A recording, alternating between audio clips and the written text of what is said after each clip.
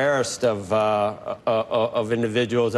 You're called a Trump whisperer, Senator. You're very close to him, but you're also, I'm looking at a Politico piece, you're the hope of many mainstream Republicans that you can be a governor on what it says in Politico on some of President-elect Trump's most extreme impulses. So you're almost an enigma. How would you describe who you are right now? I think that article completely misses the point. I've just been good at understanding President Trump's policy objectives. There's so much noise in the media, Joe. It's hard to sometimes ascertain that, but I've been in the position of implementing his policies. Tell me about it. Yeah, I've been in the position of implementing his policies. We did so very successfully when I served in his administration.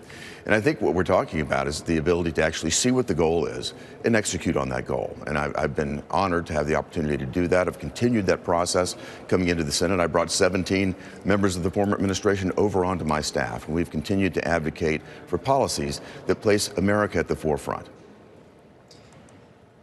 You know, I'm looking at some of the people that have, complicated relationships with the president. They love you, and they say you could be commerce, you could be treasury, you could be state. It's really across the board. Can you give us any, can you foreshadow what might be in the cards for you, Senator? The decisions that President Trump is going to make on his cabinet are going to be highly personal to him. As you said, I've known him for a long time. I get along with him very well and have the highest respect for him. And in that regard, it's his decision. I'm the last person that's going to get in front of that. But he's going to put together a wonderful team. He's already in the process of doing it. I've been very impressed with the people that he's brought on board so far. You're in the middle of what has turned into quite the saga between the three possible majority leaders, and it's really been quite remarkable. I think you'd agree that it's sort of the ascendancy of Rick Scott as a, I don't know, I hate to use the word MAGA, but it's used so much, as you say, in the media.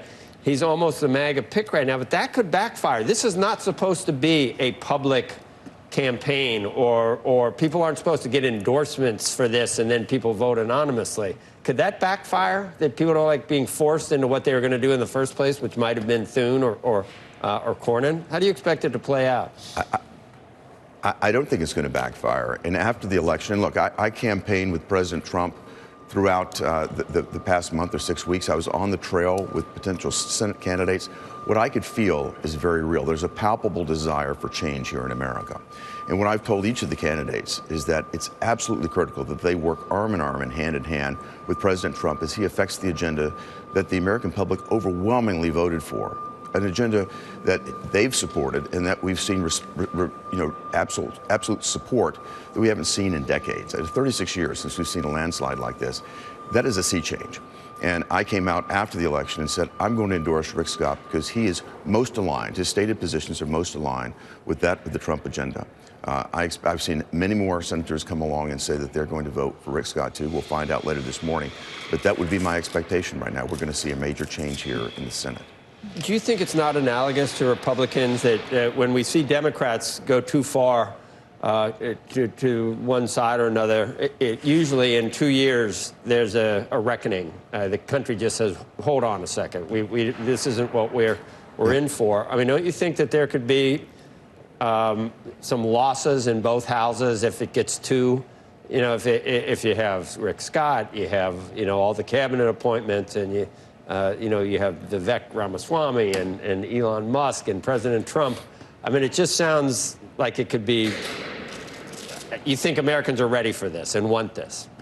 Well, I think given the magnitude of the landslide that President Trump won with, if we don't step up and address the agenda that he ran on, that's where we run the risk of losing our majority. I think we've got to step up and deliver on the promises that were made. That's our objective right now. And President Trump is putting in place people. Look at the government efficiency department that he's putting in place with Vivek Ramaswamy and Elon Musk, two extraordinarily talented individuals that will look at what I see as the most ineffective bureaucracy that I've ever dealt with. There's a huge opportunity to reduce costs there. You think about the deregulatory thrust that President Trump will put in place. He's going to put us back into the oil and gas business again. Every one of these activities will lower inflation. That's going to have a dampening effect on inflation. It seems that most of the analysts are looking at The tax package that'll come through, again, the Treasury Secretary, whomever that is needs to be 120% focused on bringing together a tax package early next year that incentivizes more capital investment in America. We're not talking about the cuts, we're talking about incentives that will create more opportunity here in a faster growing economy. That's the focus here, and if we can deliver that, I think the American public are going to resoundingly support us. Hey, Senator, we've been talking all morning about what Elon and Vivek may come up with. Obviously, it'll just be a recommendation, and then it'll be up to you and other elected leaders to follow through or not and vote on whatever they're going to be doing for the most part, unless you think that a lot of it's going to come with executive action. How do you think this takes place? Yeah. I think it'll be a mix. I mean, that's a very insightful question, and I think we'll have to look at what they come up with and decide what can be done rapidly through executive orders, what we can put into legislative product here. And again, that's why I think it's critical that we have a leader that's fully aligned with the program. That's what we're going to need. That's what the American public expect, and it'll be a mix of outcomes. But we're ready to work in the Senate and the House of Representatives, I'm sure as well, to align ourselves and make certain that we deliver a more efficient and a more effective economy for the American people so that their lives can get better again. Do you think it would be better for them to go super broad and bring you a big package that has all sorts of offsets and this and that, or do you think they should sort of come to you with specific items as they come? I ask because if you remember, Simpson Bowles was such a sort of large and very nuanced proposal, but it required a lot of buy-in on a lot of different sides and obviously never got there. Yeah, and I'm old enough to remember I met Peter Grace after the Grace Commission went through the process. We've come at this before, and I think you ask a very insightful question, but it's one that is not mutually exclusive. I think we can find near-term opportunities, low-hanging fruit, that we should go after with gusto. At the same time, I hope President Trump does challenge them to come up with an overarching framework that we can use both legislatively and through executive orders to come in and make major change that will improve the efficiency of what is the world's largest bureaucracy. It's got to be addressed. It needs a hard look, and I can't imagine two more talented people to lead that effort than Elon and Vivek. Hey, Senator, very quickly, just on that point, I think back to Simpson Bowles, and a big part of the problem was they were trying to balance the budget by making a lot of cuts and also raising taxes and revenue in other places. I don't think this committee is going to do that, or this department is going to do that. They're looking for ways to just get at efficiency and cut out waste. Is that an easier lift on Capitol Hill? I certainly think so. And if you think about, again, what the Treasury Secretary's charge is, getting a tax package through early in this coming year that will incentivize investment, that will help lay the groundwork for high growth here in America is going to be absolutely critical. The two things together will create an expanding economy, at the same time a more efficient government. That's a great way to get at the deficit problem that we're facing. That's the hard thing to handicap, Senator. If you do, people think deregulation is very bullish and could grow the economy, provide a real spurt for the economy. But then if you're cutting almost to the bone in terms of spending, that almost sounds like it could be deflationary, but also could slow growth. You layer in the tariffs and what might happen from there. And I don't know what kind of GDP growth we're looking at that point, because it seems like there are opposing forces in certain cases.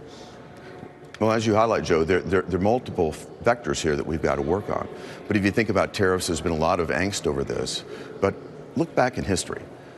After World War II, the United States put in place very favorable trade terms with countries like Japan, Europe, whose economies had been devastated. We should have time limited that. We should have put some sort of limitation, because these are fully developed economies now. We were worried back at that time that they would turn toward communism and socialism. That's not the case. They're fully developed economies, yet they have much more favorable trade terms than we do. We do not have reciprocal arrangements there. That needs to be fixed. As we do that, I think what we're going to see is more manufacturing move back onshore. I just saw that Steve Madden is going to bring more shoe operations here. That's good for America. Rebuilding our manufacturing base is critical for our national security. At the same time, let's incentivize more investment. Let's make it easier to invest here. And let's get regulators back to the point of regulating markets as they should, rather than trying to implement social policy that creates all types of added confusion and certainly extra cost.